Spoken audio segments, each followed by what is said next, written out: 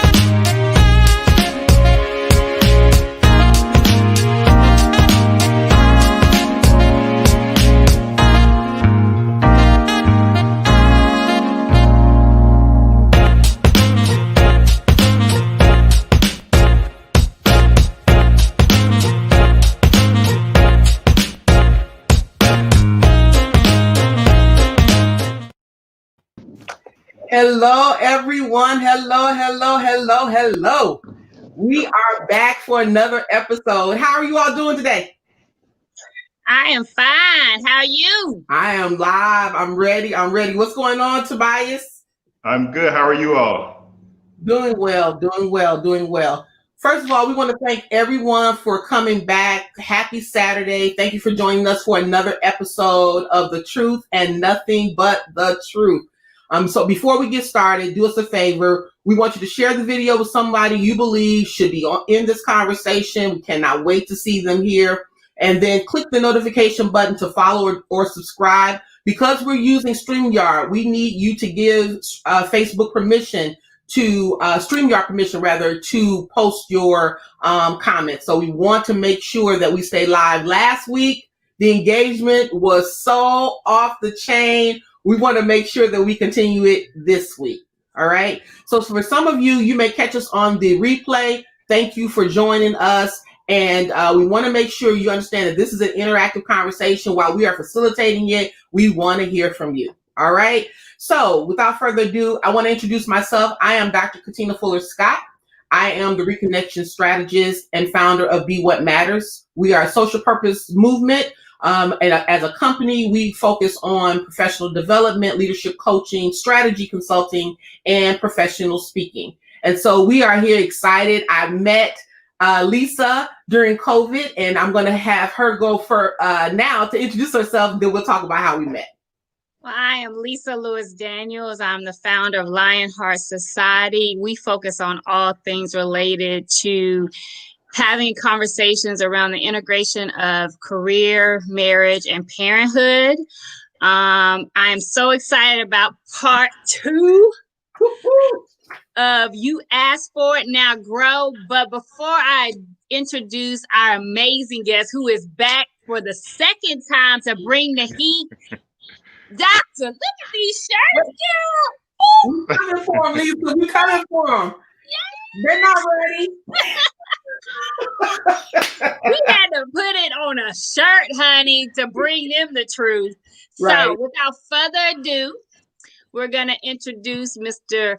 Tobias Towers. He is coming back on to help us have this conversation. We wanted to get someone, a whole husband, who can give us the male perspective, because we as women sometimes, you know, we get in our circles and we think we got all answers to all things all the time and we're always right, but we want to be one-sided. So we brought in Mr. Towers. He is a trained social worker. He's an author. He's He's a spoken word artist. I mean, he's just out there doing the thing. So we just wanted to bring him on one more again. So let's put our hands together for our guest.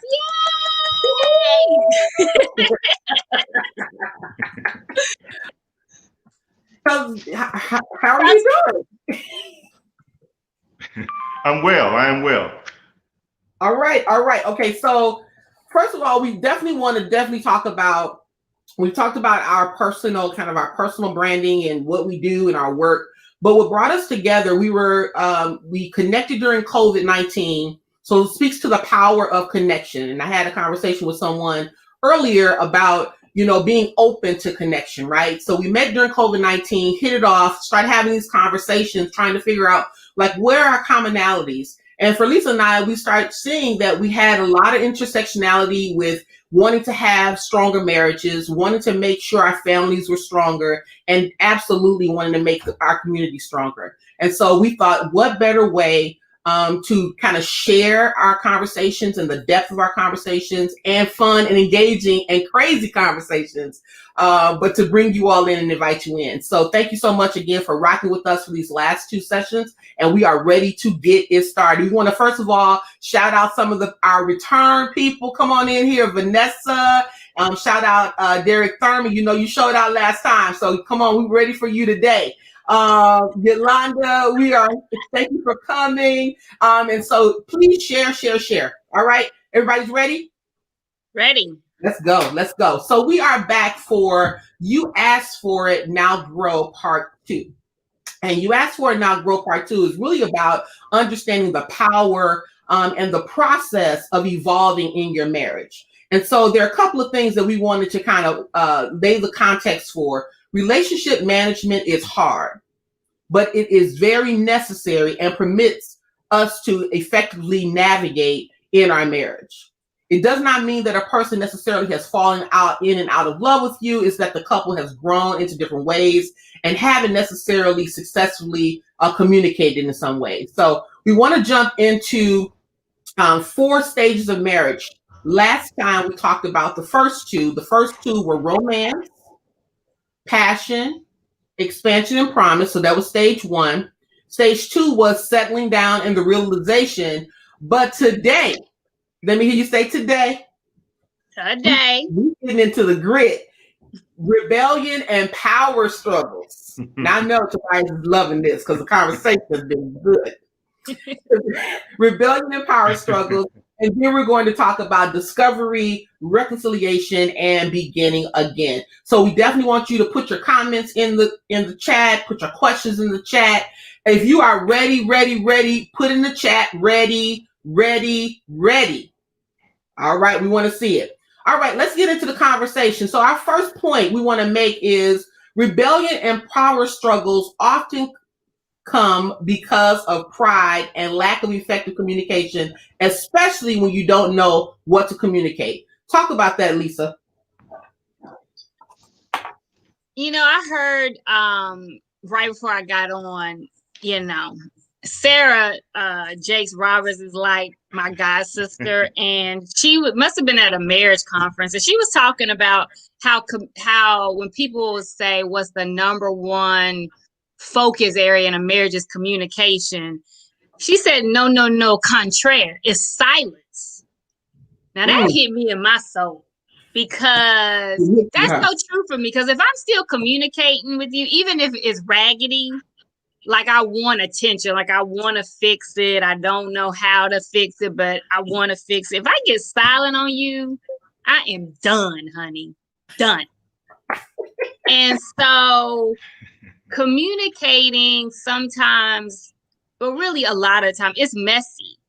Mm-hmm. So it's through, for me, communication is about self-discovery and understanding what it is what is it that I need from you now, how I've changed, how you've changed, how we've changed together.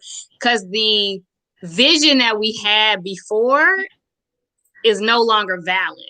And so the communication has to take place, right, in order to figure out what is the new norm in our relationship.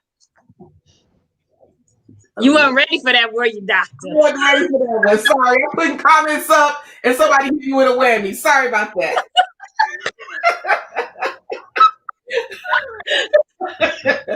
Okay, so yes, communication is very, very, very important. Okay, so I often think about that the scripture that talks about contention cometh but by pride, right? And that when we get into these moments of having these struggles in our relationships and our marriages, it's often because I know and believe I'm right, and I want you to know, and I need you to know I'm right, and I'm unwilling to kind of humble myself to allow you to win. So, Tobias, talk about that for a moment.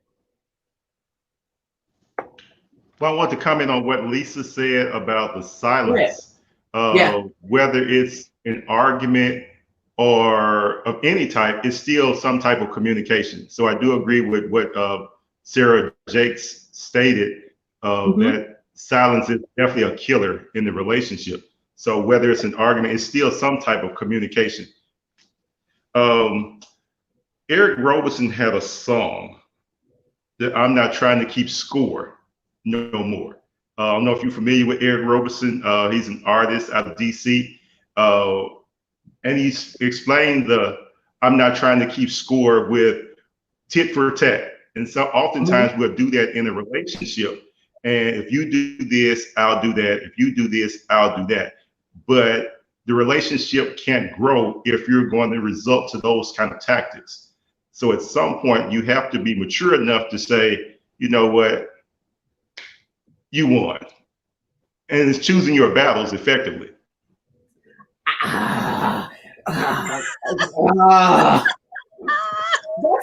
It's so hard. It's so hard because it's so hard because sometimes you feel like you don't want to feel like you're necessarily in a battle, but you also want to make sure that you, especially when you feel like it's in the best interest of the family, in the best interest of the relationship.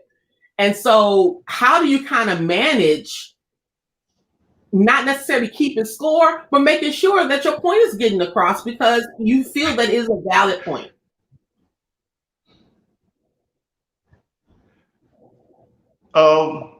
Timing. Timing is the key. So if you're going to be adamant about getting your point across, then you have to make sure that the other person is listening, and it may not be at that particular moment. So you may have to revisit this when cooler heads prevail, and state it another way, because your tone is everything. The way you say it matters, because you could come off aggressive, even though the intent may not be aggressive. And so that changes the dynamic of the relationship. And if it changes you getting your point across, because now you're being heard, and now effective communication has taken place. So we asked this question came up in our planning, and we were like, do you want to be right or you want to stay married? So I'm gonna put it out to the audience. It's okay to be honest. We won't tell your mate, do you want to be right or stay married? Put it in the comments. And while they're doing that, let me put on some of the comments about yes. Yolanda said, yes, choose your battles. Choose your battles. Somebody told you say that, Tobias. I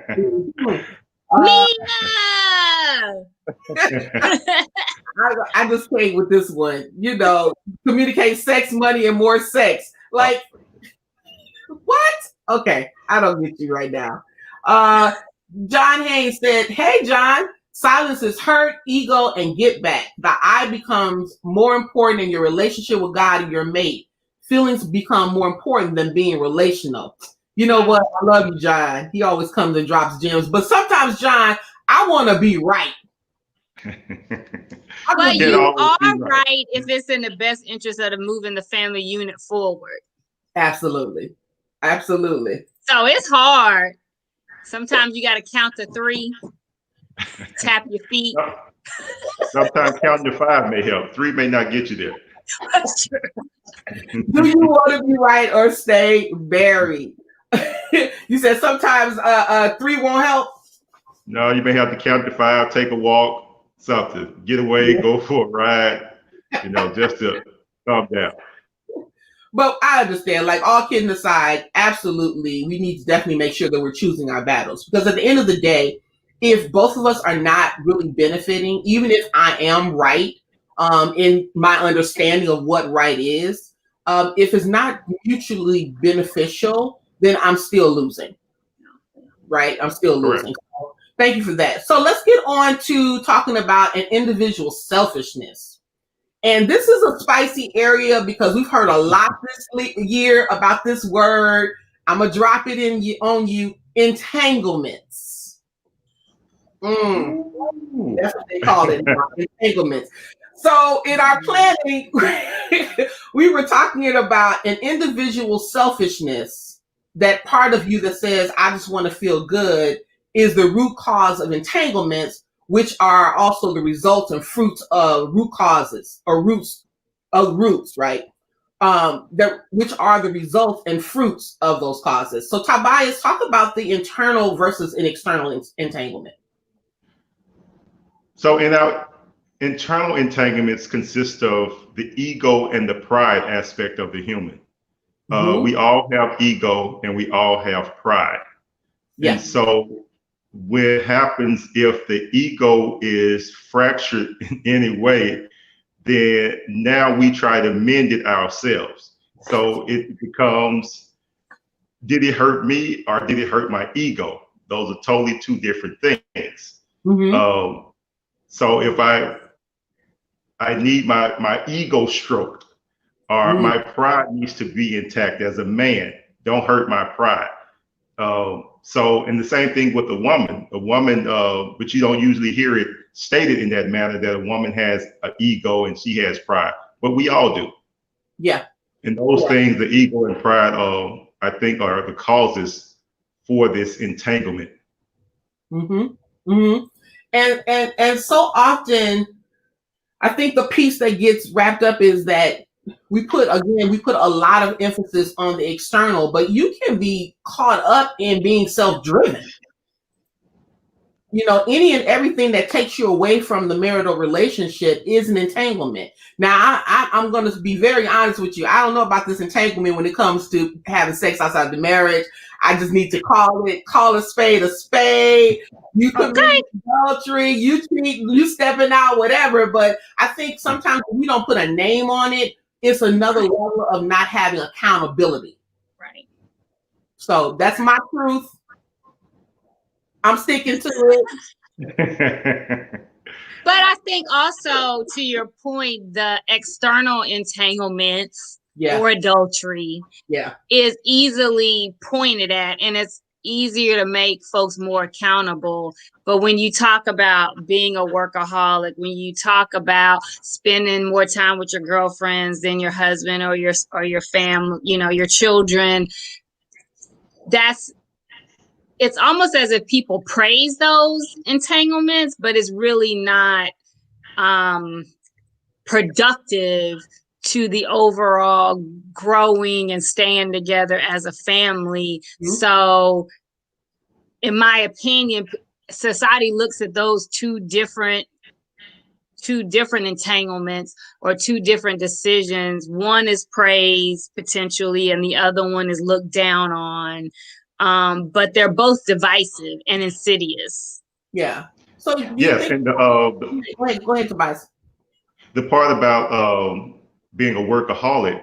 So now I'm ambitious, and so that's the way it is viewed. Is that, oh my gosh, she has great work ethic. Not saying, okay, it's taken away from her family. And so the external aspect is something that we can actually point to, and so it's more visible. So that's the part that both of them are very destructive, but the external one with the person is more visible and a little bit more tangible because it's something we can see. Right. And so many times we get so caught up in these entanglements, but we are still trying to operate in marriages, in our relationship, as if it's not going on, right? And so we're steady trying to build. And I'm so glad that John Haynes is on here. because he and I had a conversation months ago, and we were talking about how a lot of people want to get to the next level in their relationship. And at the time, we're talking about profession, right? You want to get to the next level, and we expect people. We are talking about level up, level up, right? But at the end of the day, you cannot progress over disconnections. Yeah, I'm preaching. Come on, sister. Come on. Let me clear my throat for this one. You can't practice over disconnections. Like, at some point, you got to deal with it, because it is like this tree with all these roots that are, after a while, the leaves are green, but after a while, they start turning and turning. And the Bible talks about the little foxes destroy the vine. If you don't deal with those little foxes, the ego, the pride, the ambition, that's right. If you don't deal with that, afterward it starts eating at the marriage. What are your thoughts on that? That's a whole word. Because listen, so I for a number of reasons, a year ago, I finished over the summer, I went back to school, and the family unit rushed to support me. So that wasn't an issue. But Mr. Daniels was like, we done with you jumping off of buildings and, climbing cliffs. Like, I'm old and I'm tired. Like, I can't keep up with you. Like, we got to communicate what you're doing. Not saying you can't do it, but we maybe need to talk about it more. We need a better support structure. Like, you want to go be the young exec, you want to do your thing, fine. But we have to talk about it. And anyone who knows me knows my ambition is on fire.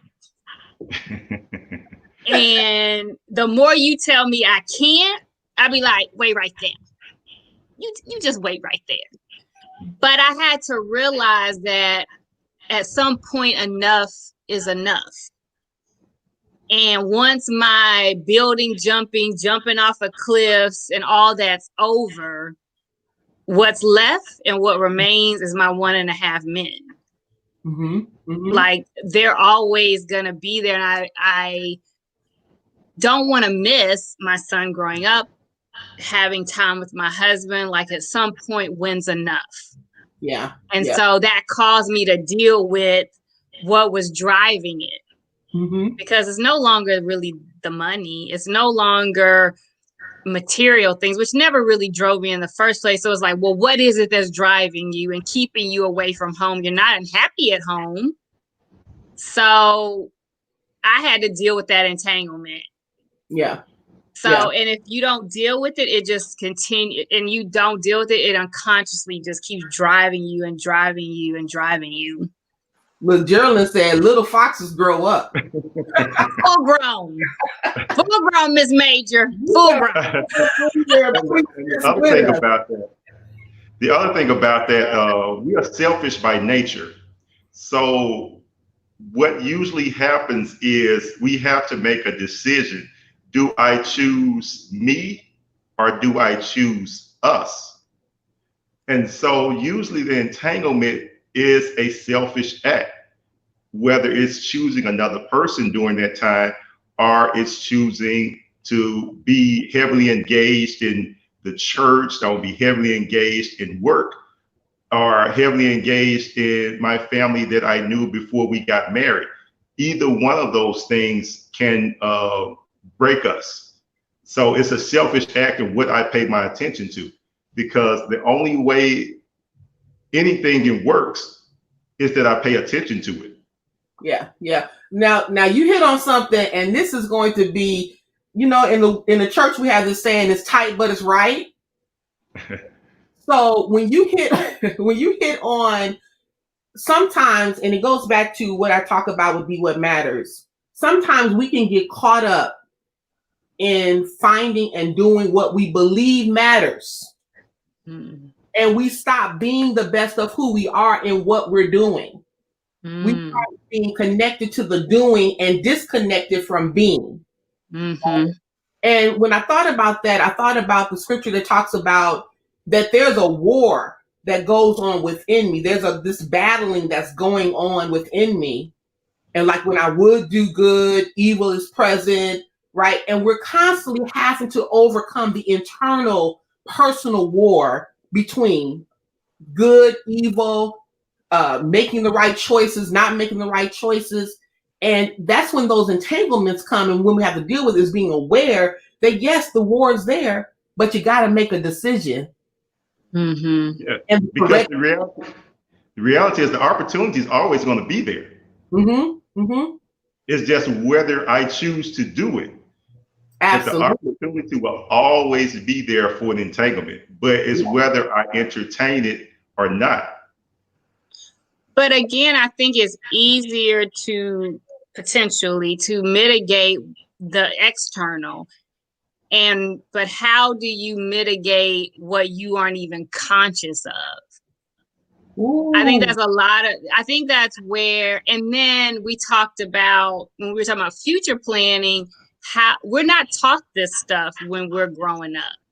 Like the whole point of my company is when you get married, and there's reasons why people divorce. I'm not advocating you just stay in a bad marriage for life.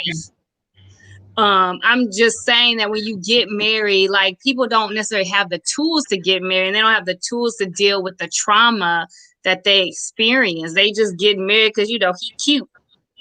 That doesn't matter. Like that doesn't. Oh, okay. That matters too. Now, don't get me wrong, but I'm just saying, hey, that's not the only thing that's not the thing that's going to keep them married. So you have people grow differently. So when you come, if you're not conscious, you're at war, right? That's that war that you're talking about within yourselves and then within the relationship. So how do you remain conscious of something or vigilant about continuing to discover that you have these entanglements going on, especially the internal ones, I guess is my question. Well, I think that's why you have to be so, and Tobias speak on this too. I think you have to be aware and really become more intentional about being aware of what's going on. I'm sorry, Yolanda said I can't live in the cube.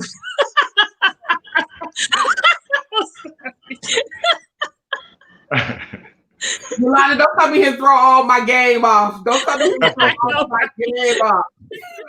Wait. Let me tell you. And Derek, you know where his mind is. He says, I'm not going to marry a beast. I'm with you, dude. I'm with you. Sorry.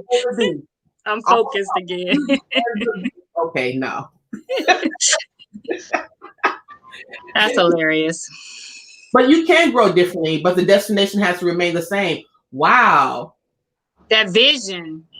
But what if a person is, okay, so I'm going to use this this example. In my marriage, in our first years of marriage, my husband was growing business and we were very much supporting his business. And then thank God it's been on for years, probably over 16, 17 years. So praise God for that. But as I'm transitioning from full-time work into entrepreneurship, we had to have a very candid conversation about what does that look like now as I'm walking out a greater purpose in my life. That easily can become a power struggle, especially if you're not communicating your need and communicating how it fits the greater good. You agree, disagree? Agree, but I think the key word you said was communicating. I think power struggle is inevitable, right? People don't like change. And out of selfishness, if what I view as good in this situation, why would I allow you to change it? I don't care you're my wife. I'm comfortable. I don't care you're my husband. I'm comfortable. But it's the constant communication that's saying, I'm going to change this for this reason. I want you to walk with me. I want to understand how you're feeling if I make this decision so I can make it comfortable or as comfortable as possible. But this is happening because you're still an individual, right? Because that constant battle is do I grow personally or do I grow in my relationship? And people need both in order to feel whole. Absolutely. Go ahead, Tobias. And the other thing about that, when we're explaining our vision to our spouse, is to make them feel included. Oftentimes when we talk about our vision, is our vision, and it's usually just benefiting us. So how does this benefit me? He was on your pew, doctor. So, and again, you may get a different response based on, okay, now I'm included in your vision, as opposed to, okay, this is what I want to do. And now I'm just a spectator, or am I a participator? Am I a stakeholder? What exactly is my role in your vision? The other thing I want to bring up before we wait. You cannot drop that right there. Because I immediately thought about when I was communicating what I wanted to do, every intention of me was to say, and thankfully he was supportive. I didn't even think about, am I even including him in this as a stakeholder in it or as a spectator? That is, what do I really want from him in this path, right? I'm sorry, you just blew my mind. You preached the whole message. You got me together, pinned down my row, got me sweating. I'm thinking,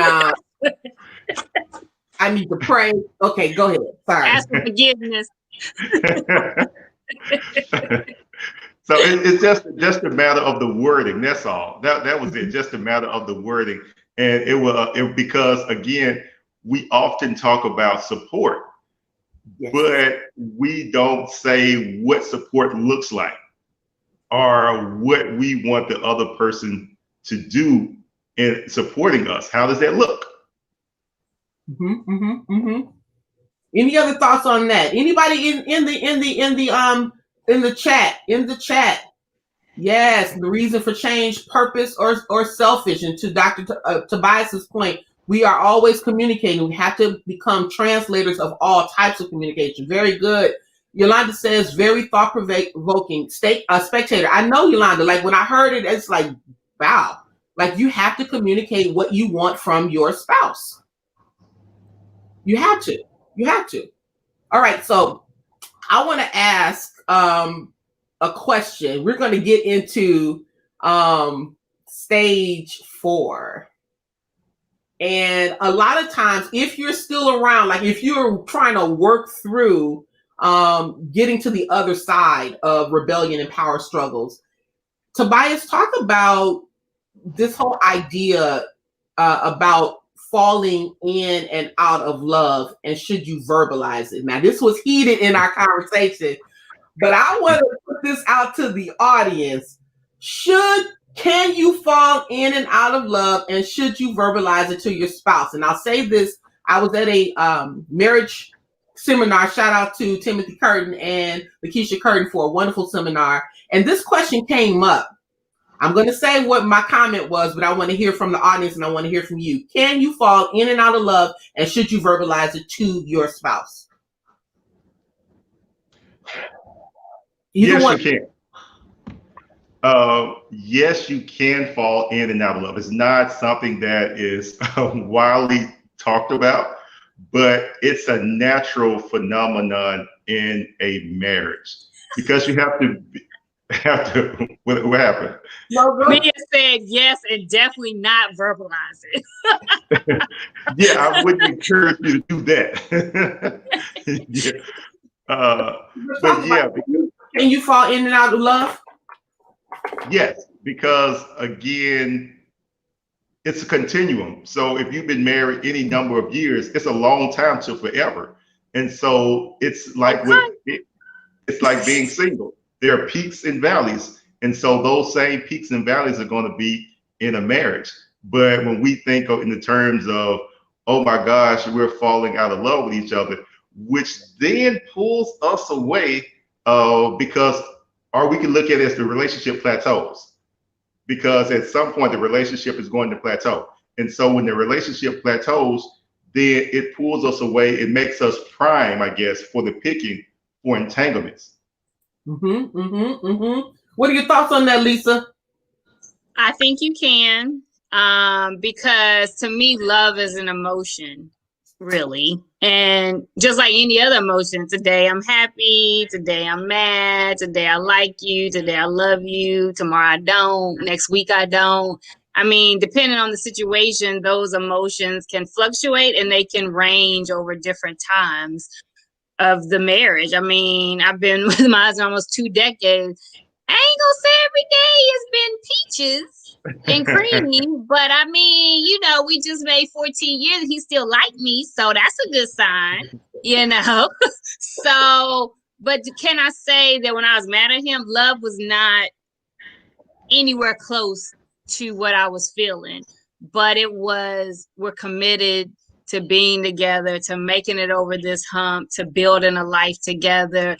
And the conversation was heated because at first, you know, it was like, well, yeah, you should verbalize it. But then Mr. Towers brought us back. That's why he got a master's in social work and we don't. He said, don't do that. And he brought me to the conclusion, it's like, you know, from the last time we talked, being in love is an emotion. And so if it's an emotion, that means it's not going to last. So if you really put that out there, then what is the purpose, and how is it going to be productive? So it's okay that you've fallen out of love, but then what's next? What's the next step? How do you start to reconcile? So for me, I don't believe that we fall in and out of love. First of all, I think, again, as we've spoken before, we need to figure out really what that definition of love is. Because when we talk about this falling in and out of love, where does that come from? Like, I'm trying to figure out where I saw that in the scripture, where they taught that in Sunday school, in Bible class, that you fall in and out of love. Like I get it in theory, but if I made a commitment to you, I may not like you today because you said something that ticked me off. But did I actually fall out of love with you? Did I fall out of that agreement with you, that partnership with you? I'm struggling. People do it every day. It's called divorce. But 50% of America does it every day, every year. Okay, so in my mind, yes. If you fall out of John Haynes, yeah, I think you can fall in and out of life. Someone else said, I've been married for 40 years and have fallen in and out of love times. Come on, Miss Jake. See, somebody go back me up. But the falling in love made our love and appreciation more stronger. Okay, I'm with you so far. No one wants to know that you aren't pleasing their spouse. Okay, Lorna, this is what I'm saying. And Tobias, we had this conversation. I told the people last time at the marriage conference, listen, before you unpack being out of love with your mate, you better make sure you've done a thorough investigation of yourself. Because if you try to rear that back in, you can't repackage it. And once somebody hears, I'm not pleasing you, it becomes very difficult to navigate out. That's my truth. But I also think that's unrealistic. Okay. Now, you shouldn't say to your spouse, I'm not in love with you anymore. That's probably not. But no one pleases anyone 100% of the time, because no one is perfect in any situation. So I'm not going to sit here and think that every day I am pleasing my husband in every possible way. I'd be a robot. and again, it goes back to the conversation that we had previously, that we cannot meet our spouse's wants, needs, and desires. Those are 3 separate things. And it sounds good, makes for a good movie, but at the end of the day, we can't do all those things and still be mother, still be the employee, still do this some things are going to go, some things you're going to drop. But yes, I do think and totally agree that you can fall in and out of love. But the commitment and being intentional about staying, what makes the difference. About let's figure this thing out. As I say, love gets you there. Toleration keeps you there. I struggle with it. I just struggle with it only because I'm just thinking of, and I know we're not necessarily as much as we want to be like Christ all the time, but I feel like when we talk about the essence of love, that is the most perfect example. And it's not to say that people won't do anything that ticks you off or gets you to a point where you like start to question, why do I love you? But that commit, like today I'm into, I don't know. I'll agree to disagree on this one. Okay. Yeah. But you know what? This is so true. And I think under how you package that is so true. He said, never tell the truth. You can't handle the truth. But there's something to be said. Can you handle my humanity? Can you handle my truth? Marriage, that is the equalizer, right? Because that is a type of relationship where you come to understand if you can handle people's humanity. Mm-hmm. That and parenthood. Like my son, you ain't never been checked till you've been checked by a child. You know, when you're in those deep type of relationships, they check your humanity. They show you if you're able to be kind when you're mad. They show you if you're willing to be selfless at times. So yeah, being in a relationship with individuals for a lifetime does cause you to see humanity, I think, in a new and different way. Whereas with certain work relationships or other relationships, you could be like, bye, peace, I'm out. Mm-hmm. But if you've committed to someone for the rest of your life, it's like, I'm here to see you through the bad, the good, and the ugly. Okay. So you're telling me love bears? Is that what you're telling me? Yes. Yes. Okay. Which transcends your emotion of being in love. So then maybe that's the distinction we need to start talking about, is this understanding of what that in love is. We understand eroticism, but what does that entail when it talks about the commitment to marriage?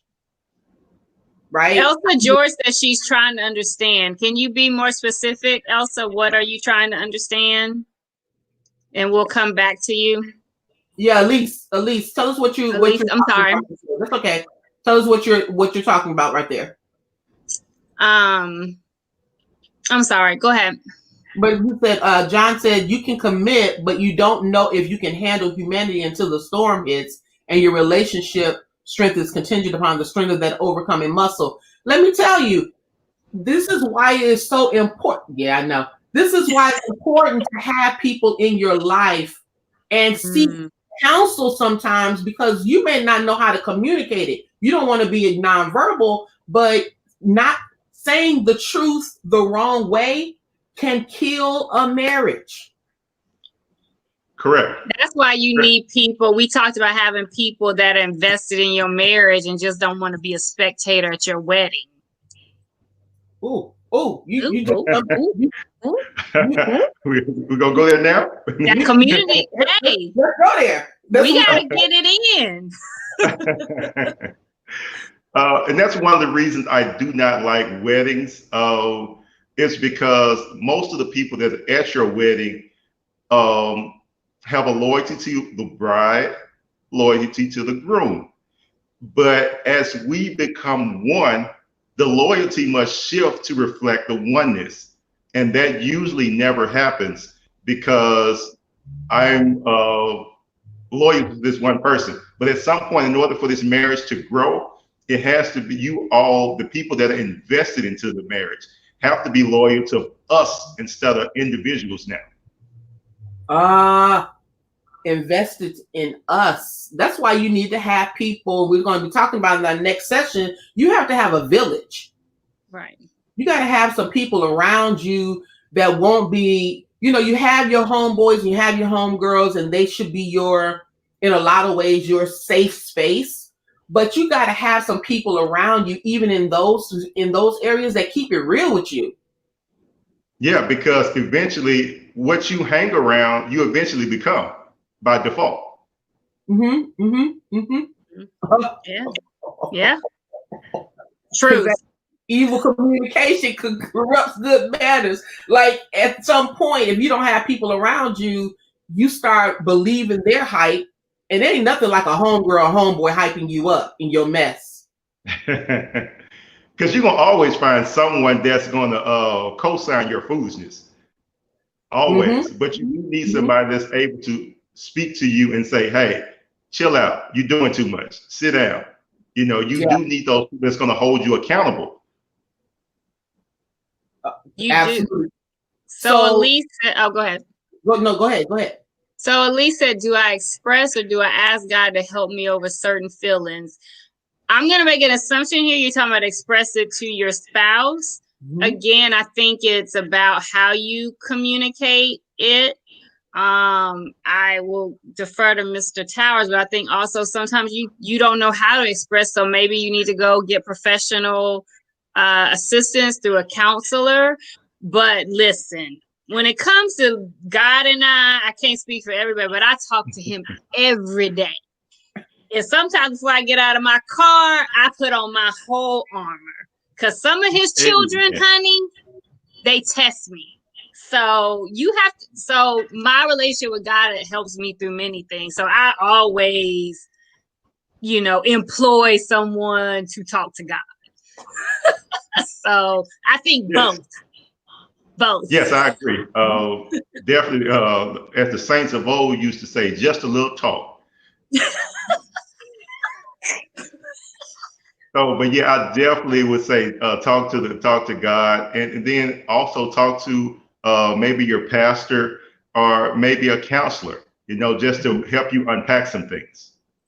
Yeah, and and someone, I think I just saw it, that you have to, speaking back to Elise's, that John, you can't communicate to tear down. But here is the issue. Mm-hmm. When you are in your emotions and you're caught up in that, it's like, okay, for example, you know how when you're caught up in something and then every little thing starts to put emphasis on the fact that you're not meeting my need, or this is the reason why, it seems like it's heightened because of our emotion.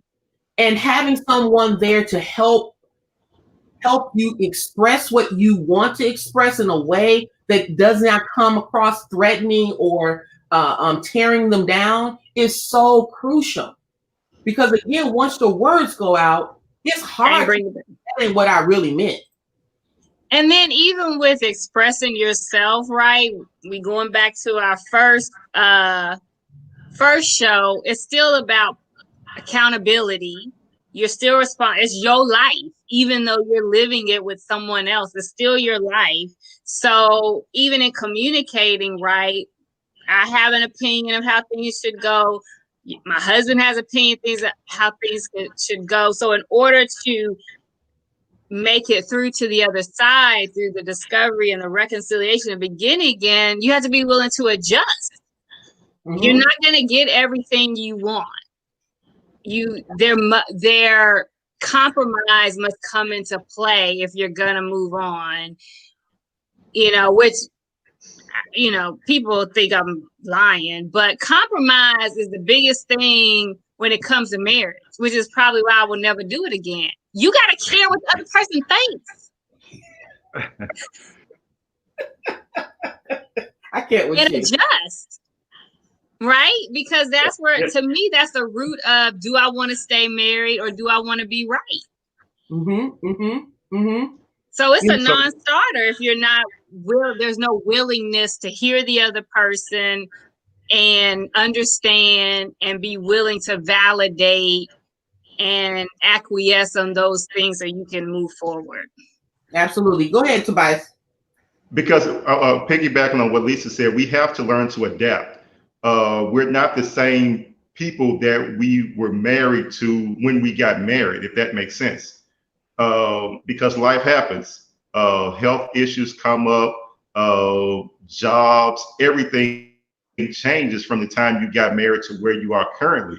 So I must learn to adapt to where my spouse is today, as opposed to guessing where she was yesterday. And that comes through, as Auntie said in her comments, with communication that has to be ongoing as to where are you today? Where are we today? And how can we improve? That question has to continue to come up. And so now it's maybe an uncomfortable conversation, but it's a conversation that still needs to be had. You better, let me tell you something. Come through, Mr. Towers. You better come on through, Towers. Come on through. Listen, because I mean, and this is not everybody's story, but when I got married, I thought I was full grown. But let me tell you, the things that I have experienced from the time that I met my husband till now, I'm full grown and I know it. Absolutely. Right now. Like I'm settled in my body. And there's certain things that I would have dealt with when I first married him that I won't, in any situation, I won't take it now, because like you come into your own. And so communicating those changes that are happening will help your spouse grow with you. You know, like my husband one time, he was telling me, well, when we got, you know, you don't listen to me. And I said, when we first got married, you're right. You're absolutely right. And he looked at me like I caught him in his throat. I said, don't judge me. You know, I mean, I do now. I listen to you now. But when you first get married, or at least when I got married, I was already working. I'd already graduated from school. I was in graduate school. It's like I'm grown, right? Yeah. We can talk about it, but you can't make me do anything. So to have to listen and counsel with someone before you make a decision, you make a purchase, like that's an adjustment. So I was just telling him the truth. No, when we first got married, I didn't listen to you. I do now. Well, I have to be very honest. I come from a different perspective because my husband and I have both been divorced before. We're divorcees. So we come into certain conversations with a different mindset, and going back to, I believe, what John says, that's why you have to manage those feelings, not that one, why you have to deal with those disconnections, the disconnections that you had, those emotions, those patterns of behavior that you bring sometimes into a new relationship, and your thinking changes like, okay, yeah, we together and I'm making this commitment again. How are we going to handle decision making?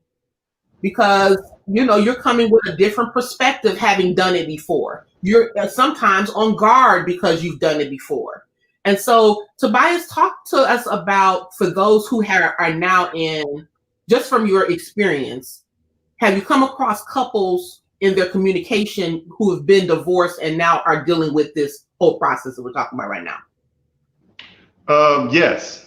And again, the main thing is the communication aspect and being transparent with your feelings. And of course, as my sister is saying, the grace to make mistakes, because no one wants to be beat over the head every time they've done something. They already feel bad about it, perhaps themselves. So you don't want to continue to beat them over the head with it. But the communication and being transparent with where you are is very, very crucial. And it's a conversation that may make you uncomfortable. Yeah. Because again, it's going to shine the light on some things that you may need to adjust and adapt to that you weren't currently doing. And I'll say this, it's usually a sequence of events that got us here. It's not just one isolated incident that got us here. It's a sequence of events, which usually communication, someone wasn't hearing me, and I feel like I wasn't being heard, which leads again to that whole entanglement aspect, to being with someone else. And if you think about the whole someone else aspect, I only have to be amazing for a short period of time. in a short window. Did you send me your representative? Yes. That's all. I only have to be amazing for a short period of time. That's what makes the entanglement so attractive, because it's getting me away of it's a panacea. It gets me away from my reality. It's an escape. And so now the other person, or whatever the other thing is taking me away from the stressors of my life. It was never meant for it to be. If you're going to settle into an entanglement, you might as well stay married, because after a while, they're going to understand that your stuff stink too. At some point, the reality strikes that, wait a minute, the reality shows up and I'm not able to hide anymore. Who I really am eventually is going to be in this relationship too. Mm-hmm. And now I'm in the same relationship, because the entanglement is going to cause it's our desire for more. I love it. It's going to be more money, more time, and more of me. And there's only one of me. So I can't continue to distribute me everywhere. That I don't know, Shauna. You can't have him, Shauna. He our best friend. Yeah, I feel you just became my best homie in my head. All right, come on through. I love it. Nobody is right. Absolutely. You preaching now. You better come on here. So understanding the power of communication is so important. And in this point of discovery and reconciliation and wanting to rebuild after you kind of had this power struggle, you find yourself that I want to make it work. I also believe you have to have a willingness to evolve and adjust, right? You have to have both parties have to have a willingness to evolve and adjust. It cannot be one-sided, or we don't ever get to reconciliation and resolution. Agree or disagree? Agree. I agree. Mm-hmm. Agree.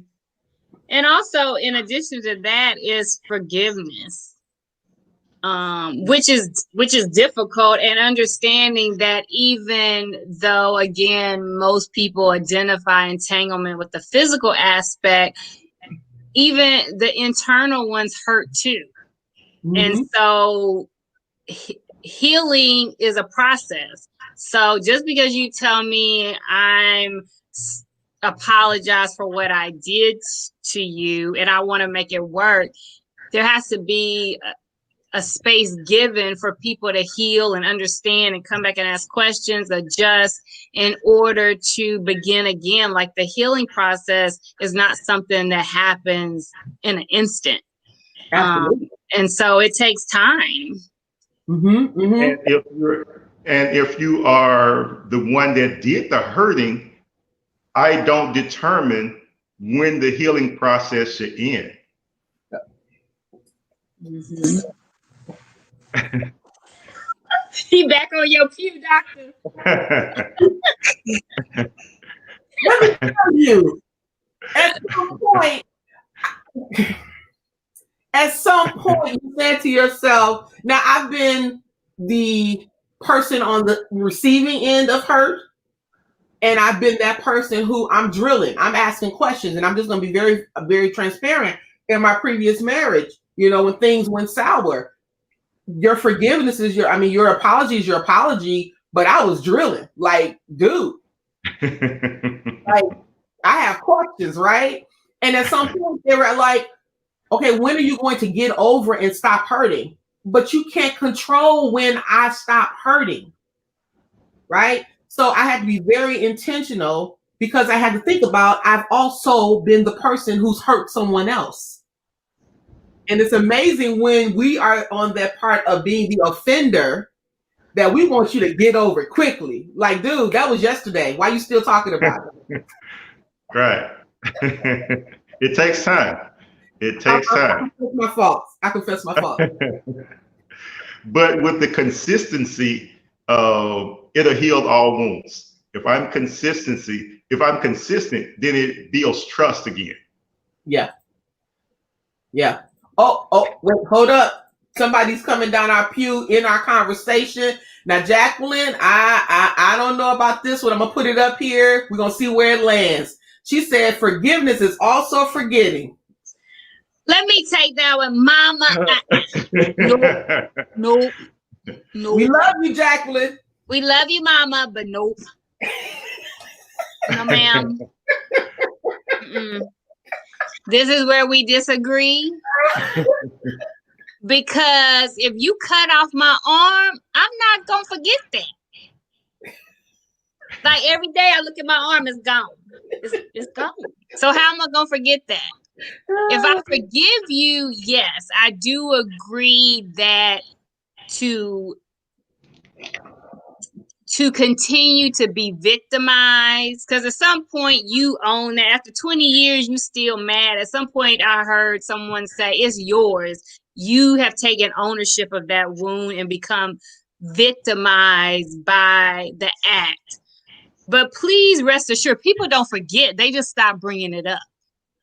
And they learn to move on and be successful, but they don't forget. And when people say that, I just be like scratching my head about that. People don't forget. They just stop talking about it. And we're laughing at Jacqueline only because we had a heated conversation about this.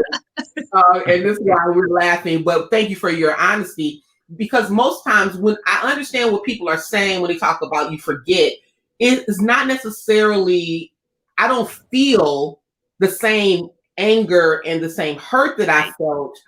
I understood it happened. I just don't have the same emotions behind it when I'm forgiving you. But it's very hard to forget that you stepped out or you lied or you did something that hurt me so badly that I had to recover from. Yeah. And I think it's realistic. Go ahead, Tobias. No, I was agreeing with you. It's how I respond to it. I don't forget it, but it's just the response is the key. How I respond to what happened, and this no longer affects me. And it's still an intentional choice. And guess what? It's a choice you make every day. And I think it's a marrying of both of those. I don't agree that it doesn't affect you. Is your intention of how you show up with it. Because again, I think one thing that I have learned through hearing grace for the last year from different people is that we're all human. We're gonna mess up. We're all stressed at times and like reacting to one another's hurt and brokenness. Forgiveness is more about, I'm giving you grace and I'm going to figure out a way to still live my best life in spite of what has happened and not look like what I've been through. Right. Because at the end of the day, someone said it earlier, the forgetting part is not continuing to bring it up. Because sometimes when we get into moments in our marriage, we have this tendency, I'll speak for myself. Amen. Praise God. You don't try to keep tally of what the person did, but somehow you're able to go way back and bring it all to this conversation. Everything that happened, everything that I did not like, because somehow it justifies my feelings for this moment. Yeah. Which means you're not over it. Right. Yeah. And so in the part of the reconciliation part of this, then I have to, again, it's communication. It takes time, and I have to be transparent on where I am. I also have to be aware that I may have to make changes in how I move when we're away from each other, which means I may not be able to do all the things that I used to do. Or none of them. Or none of them, based on our circumstances, because the appearance of an impropriety is just as bad sometimes as the impropriety itself. Yeah. And I think actually what just clicked to me is that really where real forgiveness happens, or where the intersection happens is I forgive you and then you don't do it no more. Because someone talked about the pattern. Like if you say, I'm sorry, and I'm not going to do that again, I need you to show me that you're honoring that you're not going to, through your action, you're not going to do it again. When you don't do it again, it shows me that you're willing to make the adjustment, and that forgiveness, your actions warrant forgiveness. If you keep doing it to me, I'm done with it because you don't intend to change. Yeah. You know what, Jacqueline, I love it. Forgiveness does take the love of God. Like Amen. You have to almost see, not even almost, you have to see on the other side of the pain. Right. And I'm glad Pastor Leonda Garland is on here. Hey, she taught something years ago that talks about if you could, talking about the man that couldn't walk, and they're telling him to take up the bed and walk. He had to see, if you could walk, what would that look like? Can't see what you can't be what you can't see. But in our healing, we have to stop staying in that place of constant hurt and see if I'm healed, what does healing look like, and walk toward it. It looks like a new office with a view. Oh, now you're talking about your work, girl. but seriously, like, what does that look like on the other side? Because if you're just sticking in the now, you'll never get to the other side of healing. Which is my point. I mean, the last 3 years, it's not a marriage relationship, but even your work or your friendships, you still get hurt in those relationships. And if in that particular situation, if I would have just been focused on what was being done to me, and not visualize that this too shall pass, like I would have missed the opportunities to grow and to move forward. You can either choose to have a victory or be victimized. Yep. Yep. It's a choice. Goes back to that intentionality. And we were talking about that love is largely inconvenient. It requires you to be uncomfortable. It requires you to bear some things, especially if you're trying to get to reconciliation. You have to bear some things. You have to give people grace. You have to make sure that you're not bringing it up. You have to make the intentional choice. And you have to get back to the why. Why did I come into partnership with you? It's so important. Why? Why did I'll tell you a funny story that during COVID, COVID has marriages kind of jacked up. I don't know what you see in your chair, Tobias, but this here thing called coronavirus, it will have you on edge. So I remember talking to my husband, and I was like, you know what? I need to get out of here. I just feel like I need to have not one, not two. I need several weeks away from the house. I got a spot I can go. I feel like just driving away and never coming back. And I'm thinking he's going to be like, what can I do for you, honey? Like, what can I say? Why are you feeling this way? He looked at me and said, I feel like that too. And I'm like, wait, what up? You feeling like that and I'm feeling like that? We ain't going nowhere. We gonna stay in this house together. You got to bear some things. You got to understand that people are growing. People are going through their own drama, their own process as a man and a wife in a marriage. And it can't all be about you.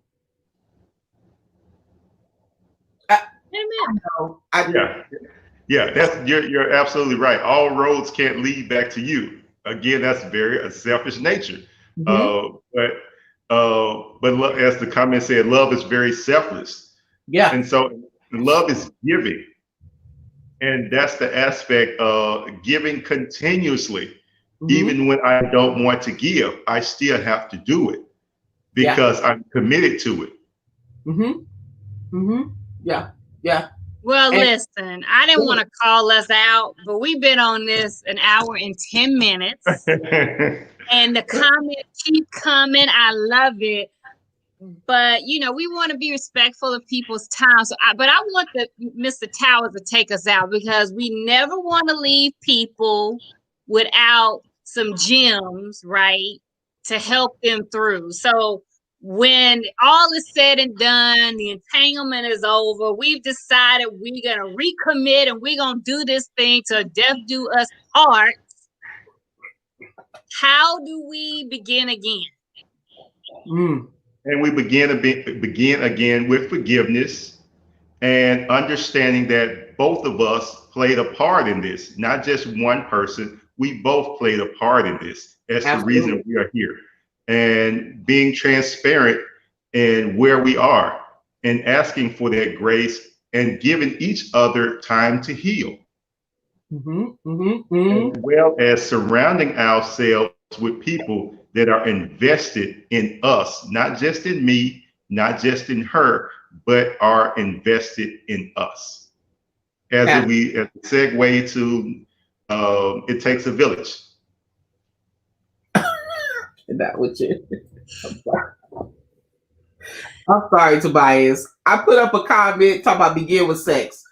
Yeah, I saw it. Dude, okay. But yes, it takes a village, and it's so important. That whole part about having the communication and accountability is so important. It's so important, so important. So I threw you off a little with that one because I didn't know that comment was coming up in our truth.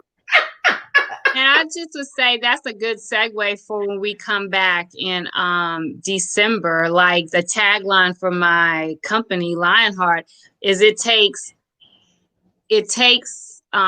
a village to raise a child, but a community to keep a family together.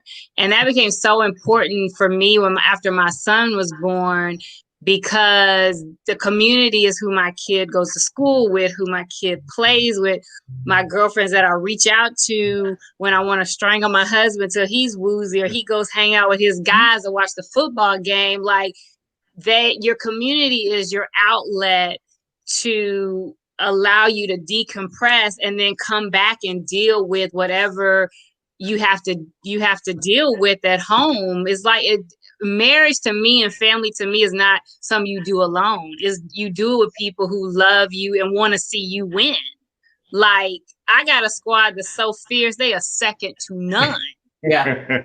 And you need that in order to like stay married and stay sane, especially through this corona. Like we gonna come back, y'all, in the new year. We about to talk about this Rona because that's her foot. Woo, she is off the chart. I can't with you. You know what? We want to thank you all for rocking with us. The comments are still popping. So thankful that you all are here. We want you to come back in December. We're going to be talking about It Takes a Village, getting into how do we really create this village that supports both of us in the marriage. What does that look like? We got some shout outs today. John Haynes said, great work, leaders. Put me on the list for your next wisdom sharing. Keep teaching. We need you. Someone else said, this was good. Like this kind of stuff, we need this. Someone said, thank you all for the valuable deposits to help make marriages better. Look, this is the reason why we are having the conversation. It's not just enough. Granted, when we're having our conversations, it's helping us first. We're very selfish in that. But we understand that we only get better by helping other people and bringing other people into the conversation. Yes. Like we learn from them. We learn from them. Absolutely. And so thank you so much for those who are catching us on the replay. Please make sure you go through, put your comments in, share it with someone. Come back. We'll be back in December. Make sure that you are watching out for notifications. God bless you all. Be safe in Corona. Until we see you all again, God bless. Peace. All right, Tobias, you rocked it, dude. Okay, sorry. All right, bye. All right, bye-bye.